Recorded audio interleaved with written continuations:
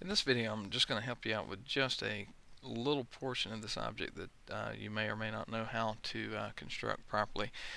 This is the object. This is the front view, top view, and right side view. Now, if I switch to where I can see hidden lines in this 3D model, um, then you can see that we have this area in here with this curved line, and what that line is from is two cylinders basically intersecting. You see this portion here is cylindrical, and then you have this hole. And the way that you want to attack this is well, first I'm assuming that you are using a 45-degree miter line to transfer dimensions. So I'm going to switch to my construction layer. Now, your section line that you need to create, the arrows are pointing to the left. So your section view that you create needs to be over here. And your 45-degree miter line needs to come from this view down 45 degrees. So you want to make sure that you draw it exactly 45, and need to make sure that you have a polar tracking increment. Oop, that won't be it.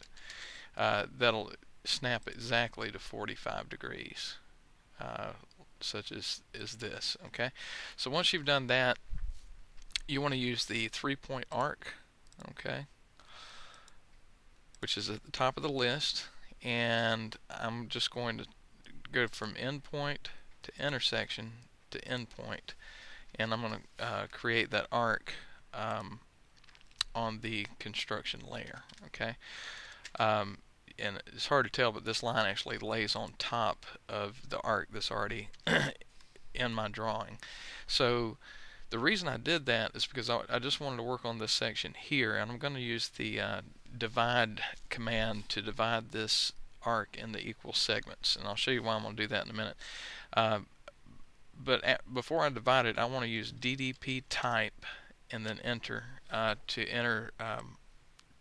to define a point style, and you want to make sure to use this one and 5% point size relative to the screen. Okay, make sure that radio button's checked, and you won't see any change until you actually use the divide command. But I'll type divide and then enter, and I want to select that arc and then type 6. I want to basically just divided this arc into 6 equal segments.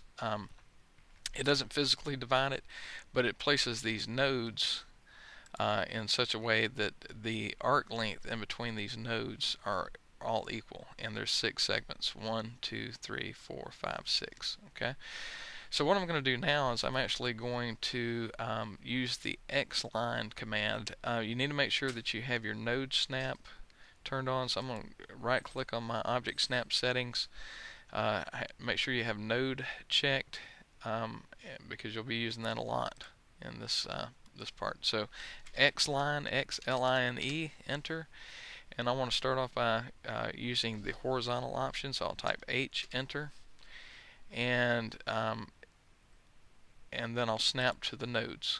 Okay, you can see the node snap. Make sure you snap exactly to the nodes, and this one will be on the endpoint snap. Of course, since this arc is symmetric, the lines go through the nodes on this side as well. So again, I want to use the X-line command, and I'll do a vertical. So I'll type V, enter, again snapping to the nodes. Oops, that one didn't snap. You have to be careful about that. X-line, V, enter. Well, and then that one can be on the endpoint. Okay.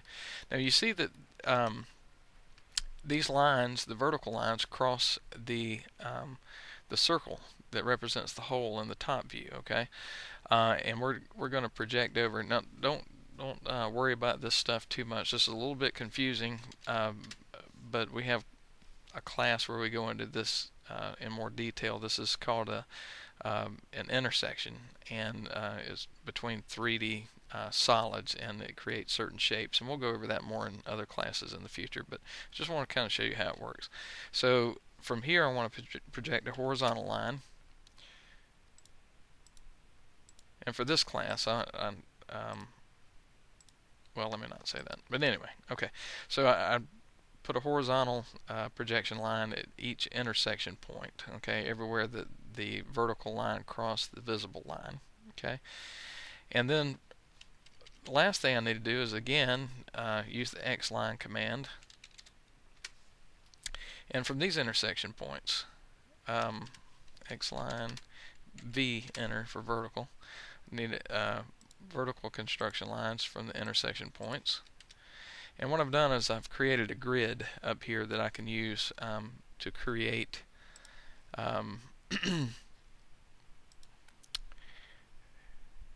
that shape right there. It's a little bit hard to see this this curved line. Okay, and what I want to use to do that is to use a spline. First, I'm going to switch to my visible layer and type spline, enter, and watch carefully the intersections. I start off at the lower right, then move to the next intersection, then the next intersection, and then I start working my way back toward the other side. And once I've clicked all those points, I can press enter 3 times. 1, 2, 3, and it creates the spline. And that line is the 2D representation of this line that you can see here in the 3D model. So I'll let you do the rest of this object on your own. I just wanted to help you with that one little part, and I hope that helps you out. And if you have any questions, you can ask while you're in the lab. And that concludes this video.